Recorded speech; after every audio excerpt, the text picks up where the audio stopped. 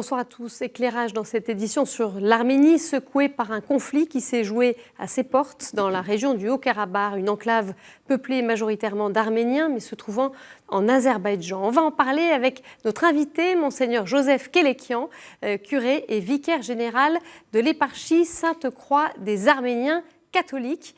Mais on commence avec un peu de géographie. L'Arménie est l'une des républiques du Caucase. Elle est enserrée par des montagnes au nord et au sud. Elle est frontalière avec l'Azerbaïdjan, la Turquie et l'Iran. Sa population est d'environ 3 millions d'habitants. Alors sur le plan religieux, c'est Saint Grégoire, apôtre de l'Arménie, qui fonda l'église arménienne en 301 après Jésus-Christ. L'Arménie a été la première nation à adopter le christianisme comme religion d'État. Elle compte aujourd'hui 2 églises principales, l'une apostolique et l'autre catholique. Il y a 98% de chrétiens. Sur le plan intérieur, cette ancienne république soviétique se relève difficilement des années communistes. Monseigneur Kélékian, bonjour. Bonjour Monseigneur, merci de nous retrouver. Quelques mots pour vous présenter. Vous êtes de 1990 à 2007, vous avez été curé des Arméniens catholiques de Paris. En 2010, vous êtes reparti comme missionnaire dans votre pays pendant 1 an en Arménie du Nord, dans la ville de Tachir et ses environs. Et vous êtes revenu en France en 2014 comme curé à Lyon, puis 2015, Paris, voilà, où vous êtes à nouveau curé vicaire général aussi de l'éparchie Sainte-Croix des Arméniens catholiques. Alors on va évidemment parler avec vous de ce qui s'est passé ces dernières semaines, de la situation difficile qu'a traversé le Haut-Karabakh. Et plus largement, on parlera aussi de la situation des chrétiens arméniens. Alors quelques chiffres pour commencer concernant le Haut-Karabakh. Ce petit territoire est situé dans le sud du Caucase. Sa superficie est d'environ 4400 km². Il est situé en Azerbaïdjan, mais il est peuplé à 95% d'Arméniens. Ce territoire a déclaré son indépendance le 2 septembre 1991. Sa capitale est Stepanakert. Le 27 septembre dernier, y ont éclaté de violents combats entre soldats arméniens et azerbaïdjanais. Mais en arrière-fond de ce conflit complexe, c'est le jeu des puissances régionales qui s'est exprimé, impliquant la Turquie, la Russie, l'Iran, mais aussi Israël. Un cessez-le-feu a été signé le 9 novembre sous l'égide de la Russie, actant le retour d'une partie du Haut-Karabakh sous contrôle azéri, une situation ayant provoqué la colère de nombreux Arméniens qui réclament le départ de leur Premier ministre. Et face à cette colère de ces derniers jours, les responsables des églises avaient, la semaine dernière, lancé un appel au calme et à l'unité de la nation arménienne. Alors on retrouve tout de suite par téléphone Jean-Pierre Mahé, membre de l'Institut de France, Académie des inscriptions et belles-lettres, et également membre de l'Académie nationale de la République d'Arménie. Bonjour, merci d'être avec nous. Bonjour madame. Alors, est-ce que vous pouvez nous expliquer quelles sont les racines de ce conflit très complexe ? Alors, un point de terminologie. Le Karabakh, c'est le nom turc que les Ottomans ont donné à la grande forêt noire qui couvre l'ancienne province d'Artsakh. Alors, le problème est donc de savoir si les Arméniens ont le droit de continuer à vivre sur un territoire où leurs ancêtres sont déjà depuis plus de 2000 ans.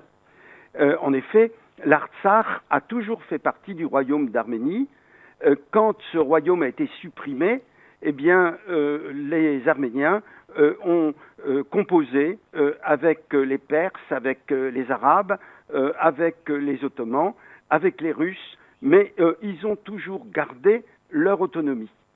Le drame s'est joué au lendemain de la Première Guerre mondiale, quand les Britanniques ont réparti le territoire en 1919 entre 3 nouveaux États, l'Arménie, la Géorgie et l'Azerbaïdjan. À ce moment-là, l'Artsakh a été attribué à l'Azerbaïdjan.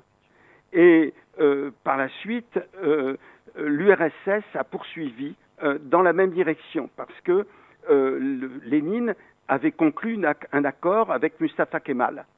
Donc, pendant les 70 ans qu'a duré l'URSS, les Arméniens de l'Artsakh ont essuyé beaucoup de violence et de discrimination.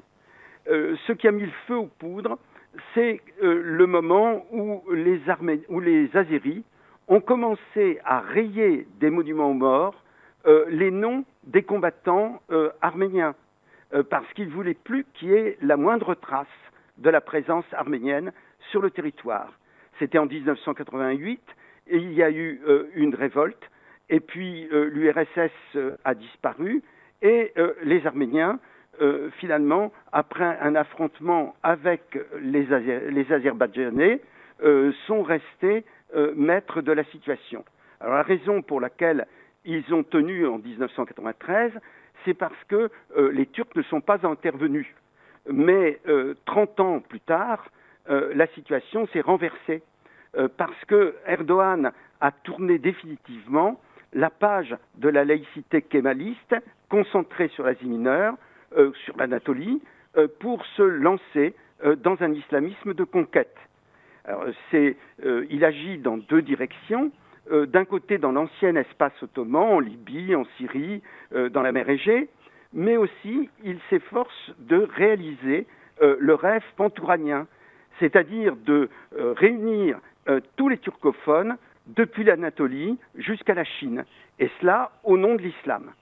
Donc c'est pour cette raison qu'il a fait passer en Azerbaïdjan, via la Géorgie, des mercenaires djihadistes, et qu'il a ensuite employé les moyens les plus radicaux, y compris les armes de l'OTAN, pour attaquer les Arméniens.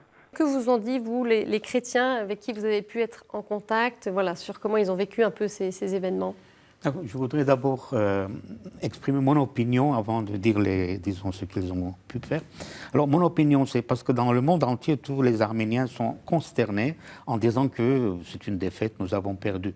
Mais non, nous n'avons pas perdu parce que pour nous, la défaite, c'est quand nous ne pouvons plus pratiquer notre religion, nous ne pouvons plus avoir une terre pour y habiter. Il y a 1500 ans, en l'an 451, le célèbre héros arménien Vartan Mamikonian a fait une guerre impossible, un petit pays contre un grand empire, l'empire perse à l'époque, et ils ont perdu. Mais chaque année, nous célébrons une victoire. Pour nous, c'est la victoire des Arméniens, la victoire morale. Et aujourd'hui, je pense que c'est la même chose. Nous avons perdu peut-être sur le terrain, mais nous avons gagné moralement. Nous avons gagné du point de vue que notre peuple résiste toujours et restera toujours dans ce territoire. Et aussi qui pratiquera sa religion chrétienne. Voilà, ça c'est ce que je voulais dire personnellement, ce que je pense. Ensuite, je ne suis pas très politicien, mais quand même, j'ai demandé un petit peu j'ai demandé à deux personnes pour m'orienter un petit peu de ce que je vais dire aujourd'hui. Alors l'un, c'est le père Mashtots, qui est un prêtre arménien catholique qui est à Yerevan et qui s'occupe du séminaire arménien catholique. Et l'autre, c'est sœur Mariam. Mariam, c'est une religieuse arménienne catholique aussi. Alors tous les deux, nous ont parlé un petit peu de cette situation qui règne aujourd'hui en Arménie. Alors pour ça, je voulais dire que le père m'a parlé d'une situation instable sur le terrain. Pourquoi? Parce que la population est divisée en deux. Il y a une partie qui défend le Premier ministre arménien Nikol Pachinian en disant qu'il a bien fait d'arrêter les combats. Et il y a une autre partie qui le traite de traître, parce que donc ils pouvaient, à leur idée, avancer et prendre arriver jusqu'à Bakou. Mais c'est impossible. De toute façon, moi, ce que je pense de cette attaque, c'est d'abord que l'Azerbaïdjan a vraiment attaqué, parce qu'il n'y a pas d'autre mot à dire, il a envahi, et que les Arméniens se sont défendus dans leur position. Voilà. Ensuite, donc, le sœur Maria m'a parlé de 150 000 réfugiés à peu près qui sont venus d'Azerbaïdjan et qui ont trouvé refuge dans les instituts ou dans des maisons aussi s'ils pouvaient. Les religieuses ont à peu près 3 maisons où il y a des réfugiés. En général, donc, tous ces réfugiés qui sont venus de l'Artsakh, de Rarapa, il n'y a pas beaucoup parce que nous n'avons pas beaucoup de place. De toute façon, ils sont à peu près 250 familles. Ils disaient à peu près 1000 personnes qu'ils ont donc pris sous leur charge. Et le gouvernement, normalement, à chaque famille, donne une somme de 70 000 drachmes qui fait à peu près 120 € par mois, ce qui est vraiment très très peu. Mais de toute façon, il y a d'autres institutions, Caritas ou autres, qui aident aussi. Et justement, on va en parler de l'aide de Caritas, puisque cette guerre a une conséquence humanitaire forte, avec des dizaines de milliers de personnes, hein, vous le disiez, qui sont venues du Haut-Karabakh, qui se retrouvent donc réfugiées en Arménie. Des écoles, des stades ou encore des hôtels ont ouvert leurs portes pour les accueillir, et l'Église est mobilisée pour leur porter assistance. On va tout de suite entendre Anaït Gevorgian de Caritas Arménie. So they need basically everything, starting from warm clothing and continuing with hygiene kits, with simple kitchen utensils to use in these shelters. And apart from that, of course, food, now heating because winter is close, and also which is more important, psychosocial support. Et puis côté Azerbaïdjan central, alors comment est-ce qu'a été vécu ce conflit par la petite communauté chrétienne? Elle représente moins de 5%, donc quelques centaines de catholiques sur une population à 90% musulmane, environ 10 millions d'habitants. Nous avons posé la question à Jamila Bedemir, jeune catholique azérie jointe depuis Bakou, la capitale. As a Christian, of course, we have prayed, fasted, celebrating Holy Mass for the early completion of this conflict. For us, it was very painful to see how our peaceful towns and villages suffered. Maybe you know about Ganja, Barda, Terter. In the middle of the night, ballistic missiles were thrown at the sleeping civilians, far away from the war zone. These cities are constantly subjected to artillery, shelling, bombing. Dozens of families were killed. Many were left orphans and invalids, and it was a huge shock for us. Alors, Père, une réaction à ce que vous venez d'entendre d'une jeune catholique, alors côté Azerbaïdjan? Oui, côté Azerbaïdjan, c'est vrai qu'il y a des chrétiens qu'à un moment donné, ils peuvent exprimer leur foi librement, je ne sais pas combien, mais de toute façon, je pense qu'eux aussi sont gênés par cette guerre qui les concerne aussi. Et vraiment, nous, on ne peut rien faire pour eux. Mais de toute façon, ils n'ont pas, disons, un statut spécial. Ils sont dans une enclave où on ne peut pas arriver. Donc. Les Arméniens ont été chassés de l'Azerbaïdjan en 1988-89. Il y avait 300 000 Arméniens. Et tous sont partis. Alors, c'est vrai que depuis le début de ce conflit, on a surtout entendu la voix de l'Arménie, notamment dans les médias, ici. Comment est-ce que vous voyez cela? Est-ce que vous n'avez pas le sentiment qu'il y a un traitement que d'un bord, en fait, qui nous donne un élément d'analyse, mais qu'on n'a pas tous les points de vue? Moi, je pense que la diaspora arménienne est très nombreuse. C'est que dans le monde entier, si en Arménie, il y en a 3 millions, dans le monde, il y en a 9 millions. Donc 3 fois plus qu'en Arménie. Et évidemment, dans chaque pays, les Arméniens sont présents de toute façon, mais en France aussi. Il y a à peu près un demi-million d'Arméniens en France. Donc on peut avoir quand même, on peut faire entendre notre voix. Par contre, je ne pense pas que les Azéris ont une telle abondance, disons, de diaspora dans le monde entier. Il y en a, mais pas comme les Arméniens. C'est pourquoi on entend plus peut-être la voix des Arméniens. Et ça vous semble justifié, au-delà de la question du nombre, effectivement, d'une diaspora plus importante? Oui, disons, pour nous, personnellement, je pense que c'est la guerre qui a été menée, c'est une guerre existentielle. C'est-à-dire que si les Arméniens, disons, perdent, s'ils perdent totalement, ils seront éliminés de la face de la terre. C'est ça. C'est donc quelque chose d'existentiel. Si nous ne crions pas, personne ne va nous écouter. D'ailleurs, il y a un journaliste qui parlait l'autre jour d'un silence assourdissant de l'Occident, un silence assourdissant qui est quand même assez grave. Vous l'avez perçu comme ça aussi? Ah bah oui, oui. Pour moi, ça a été un scandale. Je disais, mais pourquoi ces gens-là, au moins, ne parlent pas, ils ne disent rien. Ils disent, oui, il y a un conflit entre les deux, nous, on n'entre pas, c'est tout. Mais pour moi, essentiellement, c'est une question existentielle pour tous les Arméniens. Si vraiment, vous voyez le monde qu'il y a autour d'eux, tout est encerclé par la Turquie et les Turcs, d'un côté azerbaïdjanais qui sont turcs aussi, et qui pensent, en éliminant l'Arménie, de faire un panturquisme général. C'est ça qui est, disons, dans la conception. Pourquoi la Turquie est intervenue? C'est à cause de ça. C'est pourquoi, donc, moi, je pense que nous avons mené une lutte existentielle. Et c'est pourquoi nous devons vraiment faire entendre notre voix partout dans le monde. Alors, on va retrouver à nouveau Jean-Pierre Mahé par téléphone.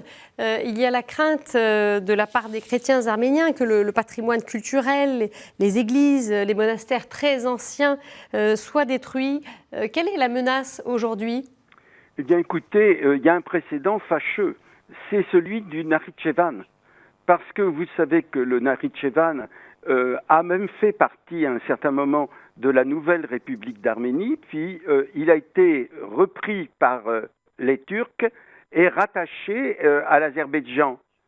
Et à ce moment-là, eh bien, on a détruit tous les monuments arméniens, l'immense cimetière de Djoulfa, avec ses pierres tombales, a été transformé en traverse de chemin de fer. Alors on peut se demander ce qui va arriver des 800 églises de la province d'Artsakh et en même temps des monastères où reposent les reliques des plus grands saints. Je pense en particulier au monastère d'Amaras où se trouve le tombeau de Grigoris, qui est le propre petit-fils de Grégoire l'Illuminateur. Merci Jean-Pierre Mahé. Alors le pape s'est rendu 2 fois dans le Caucase en 2016. Il y avait eu 2 voyages séparés. En Arménie, c'était en juin, puis Géorgie, Azerbaïdjan quelques mois plus tard, en septembre. Qu'est-ce que ces 2 voyages ont apporté? Alors la première chose que le pape François a apporté à l'Arménie, c'était un cadeau inestimable. Ne pouvait pas les Arméniens avoir un cadeau plus brillant que cela. Juste un an avant, en 2015, en avril 2015, le pape, dans la messe qu'il avait célébrée pour le centenaire du génocide, il avait carrément précisé que c'était un génocide. Donc le Vatican avait officiellement accepté le mot génocide pour les massacres qui ont été faits aux Arméniens en 1915-18. Et donc, cela a un peu ravivé les Arméniens étaient beaucoup plus affectueux avec le pape, alors que le précédent, par exemple, il y avait Jean-Paul II qui était venu, il n'avait pas parlé de génocide. Il avait dit un mot en arménien, Yet Metzerel, mais ça n'a pas eu un impact. Et alors que là, quand il est venu, le pape a été très bien accueilli par tous les Arméniens. Et justement, il a montré un petit peu que, je sais pas, il avait une sympathie spéciale pour les Arméniens. Voilà. C'est ce qu'on a, nous, senti quand il est arrivé. Moi, je n'étais pas présent, mais ceux qui ont été là nous ont dit ça. Alors on va parler, pour les quelques minutes qui nous restent, des chrétiens de votre pays. Vous avez passé, je le disais, un an au nord, à Tachir et ses environs. Quel est le visage de l'Église? Alors, malheureusement, moi j'étais là-bas dans les années 2010, 2011, et donc il y a 10 ans. Et je peux dire qu'après 20 ans, donc c'était en 91 la libération de l'Arménie, après 20 ans, disons, qu'ils ont dépassé le communisme, les Arméniens sont restés encore sous l'emprise, étaient restés sous l'emprise de ce matérialisme, communisme et tout, etc. Moi, ça me faisait mal au cœur. Moi, je suis originaire du Liban, donc quand on voit au Liban la foi qu'il y a là-bas, et là, en Arménie, je sais pas, c'est une indifférence presque complète envers la religion. Moi, ça me faisait vraiment mal. Et il fallait donc donner à ces gens-là cet amour de la religion. Il y a un fond, mais ça n'a pas été développé. Dans certaines villes, ça va mieux. À Yerevan, par exemple, ou à Gyumri, où on a une communauté arménienne catholique assez florissante, moi je vois que les gens sont mieux instruits que, par exemple, là où j'étais. Il y avait une grande ville qui s'appelait Tachir, au nord de l'Arménie, et 25 villages qui apparemment étaient à majorité catholique. Et quand je le visitais, je ne sentais pas qu'il y avait une vraie foi dans ces villages. Dernière question, Père, c'est quoi votre prière aujourd'hui pour l'Arménie ? Alors, j'avais parlé à notre prêtre à qui je parlais, mon père Mashtots. Il m'a envoyé une prière du soldat. Je ne sais pas si je peux lire peut-être. Mais après, j'ai une autre prière personnelle aussi, si vous voulez, pour la paix. Alors, la prière du soldat, c'est « Seigneur Jésus-Christ, toi qui as daigné me faire participer aux forces vaillantes de l'armée arménienne, je t'implore en toute modestie, avec l'intercession de la Sainte Vierge Marie, du Saint-Archange Michel, mon ange gardien, de Saint Grégoire l'illuminateur des Arméniens, aide-moi à rester fidèle à la mission de l'armée arménienne en réalisant et protégeant ta sainte foi. Offre-moi toutes les vertus afin que j'accomplisse ces buts en accord avec l'esprit du Saint-Évangile, d'une manière chevaleresque, désintéressée et une pleine attitude chrétienne, pour la plus grande gloire de Dieu, pour la paix en Arménie et pour la gloire éternelle de nous tous. Amen. Voilà. Bon, ça c'est leur prière. C'est des séminaristes qui ont écrit cette prière, donc je ne sais pas, ça peut-être un peu... ils voulaient encourager les soldats arméniens. Moi, par contre, je ferai ça. Notre prière monte vers toi, Seigneur, pour demander la paix en Arménie et dans la région du Caucase.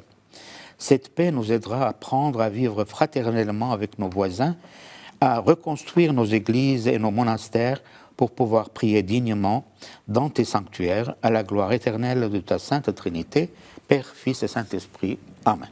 On va terminer sur cette prière pour l'Arménie, pour le Caucase. Merci beaucoup, Monseigneur Joseph Kélékian, pour votre témoignage. Et tout de suite, d'autres actualités dans le monde.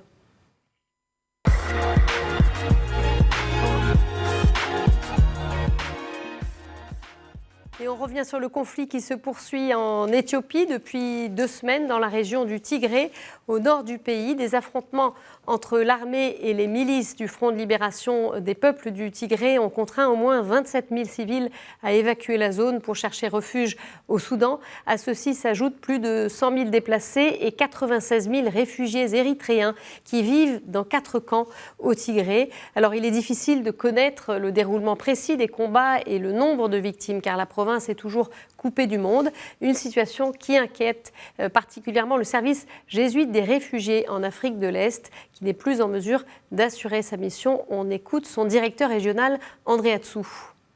La situation humanitaire est vraiment grave dans le sens qu'on n'arrive pas à approvisionner les gens qui sont dans le besoin. D'un côté, on n'a pas assez d'informations sur ce qui se passe à cause de la coupure de la communication, que ce soit au niveau téléphonique, au niveau routier. Deuxième chose, c'est parce que il y a aussi question sécurité. Donc, nous ne sommes pas en mesure de savoir qui a besoin de protection ou bien qui n'en a pas besoin. Et est-ce qu'il y a des gens qui sont victimes de certaines atrocités ou bien... oui, dans ce sens-là. Donc, la situation est vraiment grave et c'est aussi cela que le HCR, le Haut Commissariat pour les réfugiés, demande à ce que si on pouvait, si rien n'est fait dans un temps très immédiat, on risque d'avoir une crise humanitaire très grave. Turbulence politique au Pérou. Depuis septembre, ce pays andin traverse une crise politique et sociale majeure. Mardi, Francisco Sagasti a été investi président par intérim. Il est le troisième à occuper ce poste en un peu plus d'une semaine. Des changements au sommet intervenus après d'importantes manifestations émaillées de violences ayant fait 2 morts. Les Péruviens désemparés et en proie à une pauvreté croissante sont aussi durement touchés par la Covid-19. De leur côté, les évêques ont lancé un appel en faveur d'un vaste dialogue social. Chaque jour, la méfiance, l'incertitude et l'insécurité subies par notre population causent des dommages irréversibles au progrès du Pérou, ont-ils dit. Un parcours clair est nécessaire pour sortir de cette crise. On écoute tout de suite le père Hubert Boulanger, joint depuis la région d'Arequipa, au sud-ouest du Pérou. Alors, il y a eu une mobilisation extraordinaire, des choses que l'on n'avait pas vues depuis très très longtemps, et les gens sont descendus dans la rue, et il y a eu une répression de la part de la police qui a été invraisemblable. Enfin, il y a eu des morts, beaucoup de blessés, mais cette descente dans la rue, elle a été exceptionnelle par le fait que ce sont surtout des jeunes de 18 à 30 ans. Donc, pendant 5 jours, il y a eu vraiment une grande mobilisation de la rue, et donc ça a conduit à la démission du nouveau président, qui n'est resté président que 4 jours finalement. Dans toute cette période, l'Église et l'épiscopat a profondément réagi là-dessus, en disant qu'il fallait prendre en compte la souffrance des gens, qu'il n'y a pas que les élections qui comptent, mais il y a aussi l'évolution des comportements des gens, qui a été très très marquée par la pandémie. Et voilà, c'est la fin de cette édition. Merci de l'avoir suivie. Vous pouvez la retrouver sur notre site et nos réseaux sociaux. Je vous souhaite une très belle semaine. On se retrouve jeudi prochain. Au revoir.